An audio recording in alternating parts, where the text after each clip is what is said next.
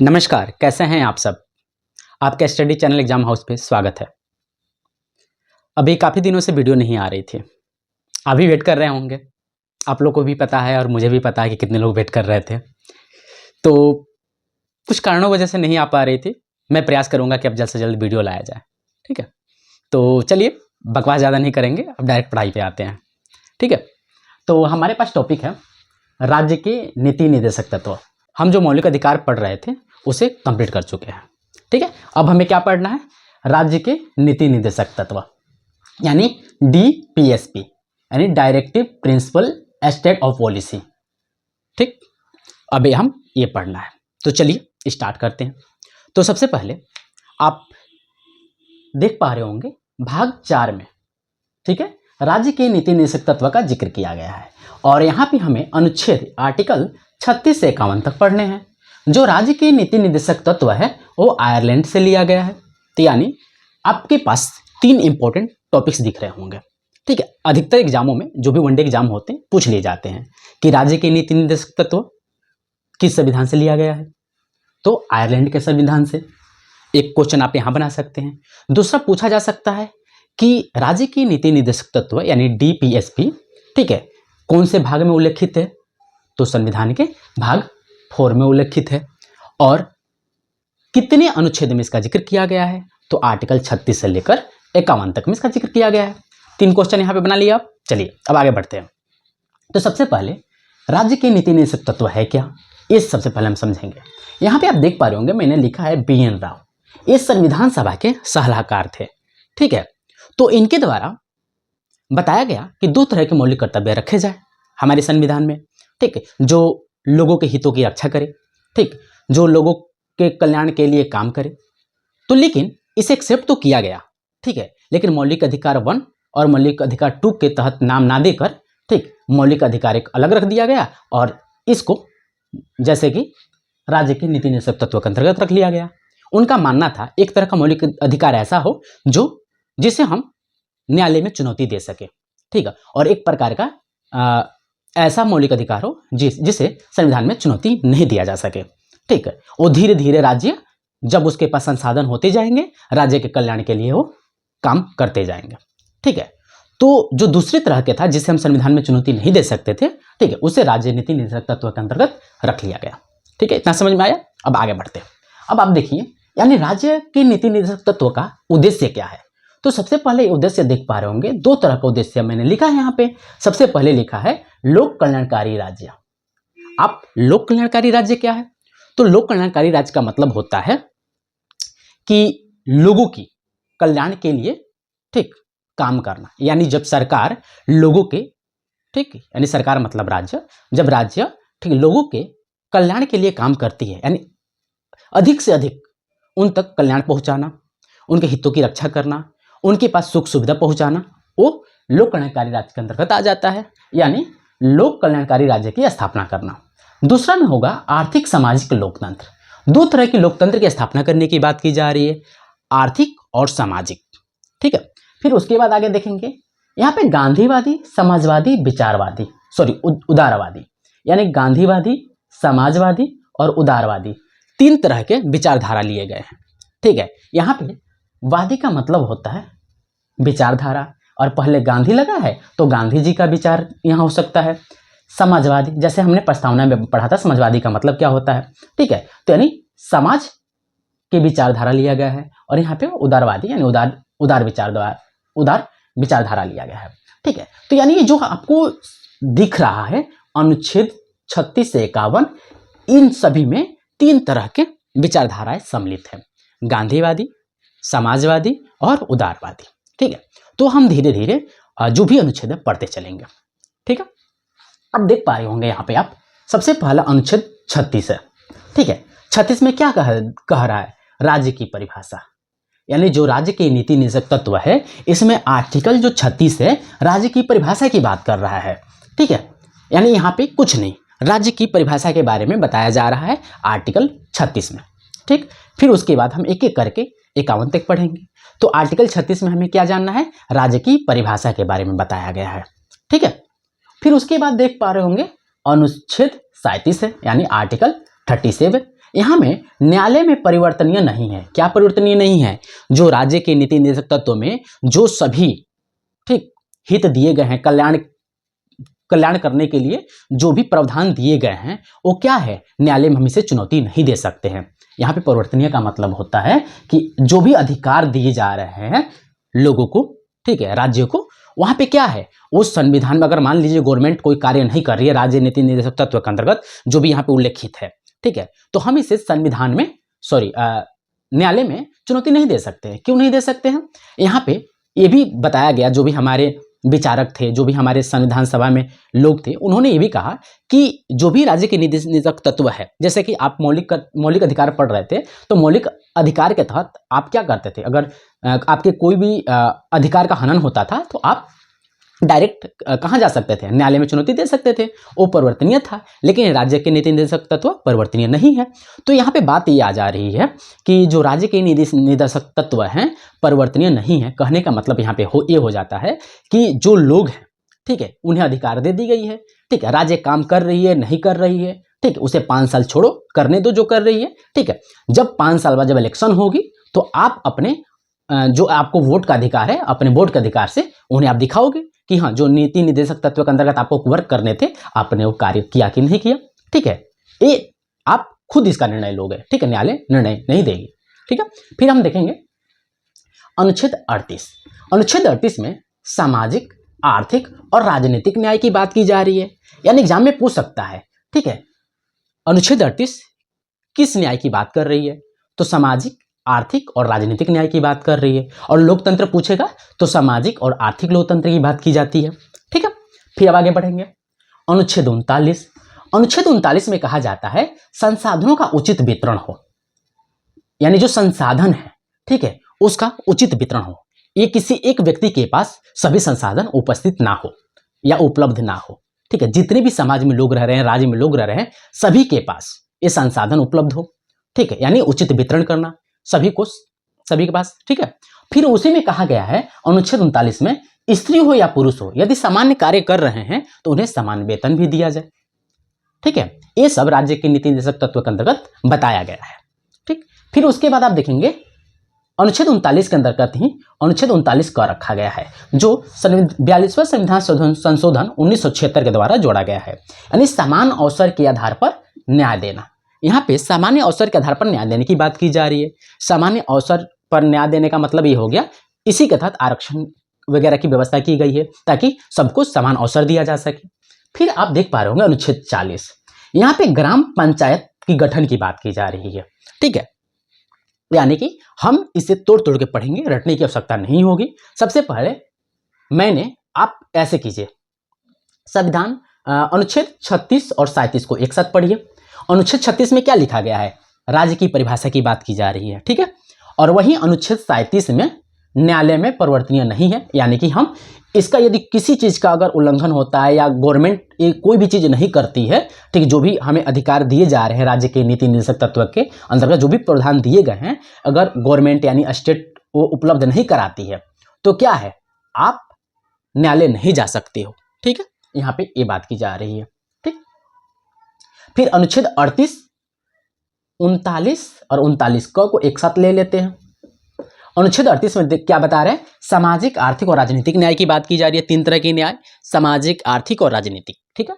फिर वहीं अनुच्छेद 39 की बात करें तो संसाधनों का उचित वितरण और स्त्री पुरुष समान कार्य के लिए समान वेतन की बात की जा रही है। यानी अनुच्छेद 39 में ये कहा जा रहा है जो भी संसाधन है, ठीक, स्टेट के पास, उसका उचित वितरण करे, सभी को बराबर बराबर वो बांटे, ठीक है। और जो भी स्त्री या पुरुष है सामान्य कार्य कर रहे हैं तो सामान्य कार्य के लिए उन्हें सामान्य वेतन दिया जाए, ठीक। फिर उसके बाद अनुच्छेद 39 का जोड़ा गया, यानी किस संविधान संशोधन द्वारा? 42वां संविधान संशोधन 1976 के द्वारा। इसमें समान अवसर के आधार पर न्याय देने की बात की जा रही है। और फिर आप अनुच्छेद 40 को अकेले ले सकते हैं, जिसमें ग्राम पंचायत की गठन की बात की जा रही है, ठीक है। फिर हम आगे का अब स्टेप बाय स्टेप देखते हैं। हम अनुच्छेद 41 देखेंगे। अनुच्छेद 41 में कहा गया है कुछ दशा में काम, यानी मान लीजिए जो बेरोजगार हैं, वृद्ध हैं, ठीक है, तो उन्हें कुछ दशाओं में काम करने की प्रावधान किया जाए, ठीक। तो यहाँ पे अनुच्छेद 41 में कहा गया है फिर क्या कहा गया है, मान लो जो भी काम करेंगे तो उन्हें अनुच्छेद 42 में रखा गया है कि कार्य करने का जो स्थल होगा न्याय संगत होना चाहिए, यानी कार्य न्याय संगत होना चाहिए। ठीक है, और वहाँ का जो इन्वायरमेंट हो, दशा हो, वो क्या होना चाहिए, मानवीय होना चाहिए। ठीक है, यानी अनुच्छेद 41 में कहा गया है कुछ दशा में काम करने का अधिकार हो। ठीक, और फिर अनुच्छेद 42 में भी कहा गया है कि कार्य न्याय संगत हो और मानवीय दशा, यानी मानवीय दशा के इन्वायरमेंट के साथ। ठीक है, यानी जो भी कार्य कर रहे हैं वो न्याय संगत होनी चाहिए। ठीक, तो हम यहाँ पे अनुच्छेद 41 और 42 को साथ में ले लेते हैं। ठीक है, फिर उसके बाद 43 को भी साथ में लिया जा सकता है, यानी यदि हम काम कर रहे हैं तो उसके लिए क्या होनी चाहिए, हमें निर्वाह मजदूरी होनी चाहिए। ठीक, निर्वाह मजदूरी मतलब इतना तो वेतन मिलना चाहिए जिससे हम क्या करें, हमारा निर्वाह हो पाए। ठीक, हमारा जो भी पोषण के लिए हो, शिक्षा के लिए हो या रहने के लिए हो, मतलब जो भी मिनिमम चीज़ें होती हैं आवश्यकता एक जीवन जीने के लिए, जीवन यापन के लिए, वो उपलब्ध हो पाए। ठीक है, उस तरह का वेतन होना चाहिए, तो निर्वाह मजदूरी हो। ठीक है, यदि इसके बाद मान लो ये सब नहीं हो पा रहा है तो सरकार कुटीर उद्योग उपलब्ध कराए, जैसे कुटीर उद्योग को बढ़ावा दे। इसका कहने का मतलब हो जाएगा जैसे कि झाड़ू बनाना, ठीक है, या मतलब छोटे छोटे जो घर में उद्योग किए जाते हैं, ठीक है, बर्तन बनाना, इस तरह के उद्योग को बढ़ावा दिया जा सकता है। ठीक है, फिर उसके बाद देखेंगे अनुच्छेद 44। अनुच्छेद 44 में कहा गया है समान नागरिक संहिता, यानी यहाँ पे समान नागरिक संहिता कहने का मतलब हो गया कि जितने भी समाज में लोग हैं, अलग अलग धर्म से हैं, ठीक है, अलग अलग धर्म में कुछ अलग अलग कानून हैं जो अपने, जैसे संपत्ति का बंटवारा करना, ठीक है, जमीन जायदाद का बंटवारा करना, इस तरह के बहुत सारे चीज़ें होते हैं। ठीक है, मैरिज एक्ट हो जाता है, ठीक, या डिवोर्स की बातें हो जाती हैं, तो इसके लिए गवर्नमेंट एक नागरिक संहिता लाए, तो कौन सी, समान नागरिक संहिता लाए जो सबके लिए वो एक समान हो। अनुच्छेद 44 में बात की गई है। ठीक है, फिर अनुच्छेद 45 में कहा जा रहा है कि 6 वर्ष से कम आयु के बच्चों के लिए शिक्षा उपलब्ध कराया जाए, पोषण उपलब्ध कराया जाए, यानी जो भी उनके मूलभूत आवश्यकताएं हैं, ठीक है, उसे उपलब्ध कराया जाए 6 वर्ष से कम के बच्चों के लिए। ठीक है, और फिर उसके बाद आप देख पा रहे हो, और ये कब जोड़ा गया है, 86वां संविधान संशोधन 2002 के तहत अनुच्छेद 45 में ये प्रावधान जोड़े गए हैं। फिर उसके बाद आता है अनुच्छेद 46। यहाँ पे बात की जा रही है अनुसूचित जाति, जनजाति, यानी अनुसूचित जाति हो, जनजाति हो, इनके लिए शिक्षा, इनकी आर्थिक हित, इनकी सामाजिक न्याय की बात की जा रही है, यानी शिक्षा उपलब्ध कराना, सामाजिक और आर्थिक न्याय उपलब्ध कराना, और इनकी आर्थिक हित उपलब्ध कराना। फिर उसके बाद सामाजिक न्याय की बात की जा रही है अनुसूचित जाति और जनजाति के लोगों के लिए, आर्टिकल 46 में। फिर उसके बाद आ जाता है अनुच्छेद 47।